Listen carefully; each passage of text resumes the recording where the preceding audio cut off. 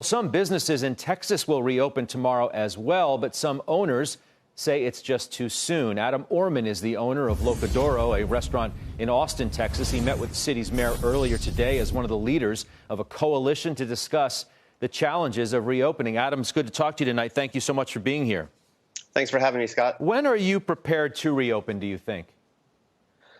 Well, we're definitely going to give it a couple of weeks to see what this 25% capacity rule does in restaurants and in the state. I think a lot of people are looking at May 18th, which is when the governor announced he would be moving into phase 2 and restaurants would be open at 50% capacity. It's likely that even at that point we'll start at 25 and slowly ramp up just to make sure that we're following all the protocols and all the guidelines that we're trying to develop now. I've heard some of the conversations center around if you can only have 25% capacity as a restaurateur, is it even worth opening for all that you'll have to deal with? How do you address that?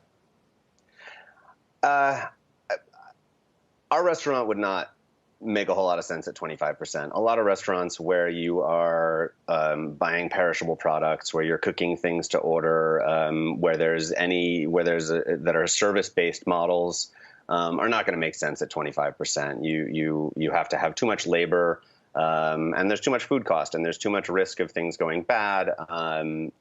So no, it's not worth it financially. It's not really worth it financially at 50% either. There are some businesses where it does make sense. I think places that are, that are doing a lot more reheating, that are cooking, that are using a lot of frozen food, so they're not as concerned about things being perishable, that are doing things from a salad bar setup or from a counter service setup. There are some places where 25% makes more sense. I think those tend to be places that are, concepts that are more franchised, that are more chainable, and that have a better capacity. You've dealt with a number of things down there. Obviously, you've got a university that's closed. That's probably a considerable amount of business you get. South by Southwest was canceled. Can you just give us an idea of how your business has coped since all of this happened, what's happened to your employees, and how you've dealt with it if you applied for assistance from the government? Sure. We went down to takeout the day before the mayor's order to go to takeout, and then we did that for 9 days. And it was just, it didn't feel safe. It felt like we were making too many decisions on our own.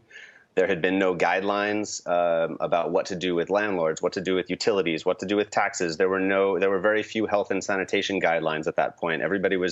We were still in the period of, don't touch your face and wash your hands. So we stopped to try and gather some more information and figure out a better way to run the business that would decrease contact. We use a direct primary care provider for all of our employees, and we consulted with our doctor to talk about what he thought made sense.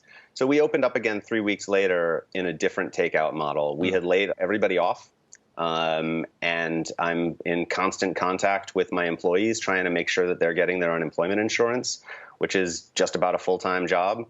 And we did apply for assistance. We have a PPP loan, but that is definitely not a cure-all. And I'm happy to talk about some of the issues with the PPP loans. Well, we've certainly been following it from the very beginning. We know the challenges that restaurant owners and operators like you have faced. Let me just ask you quickly before I go. Will you pay your rent tomorrow, May 1st? We are trying to. We have our PPP loans, and we're trying to make sure that we keep up with our expenses. When we do reopen, we want to be in as little a hole as possible.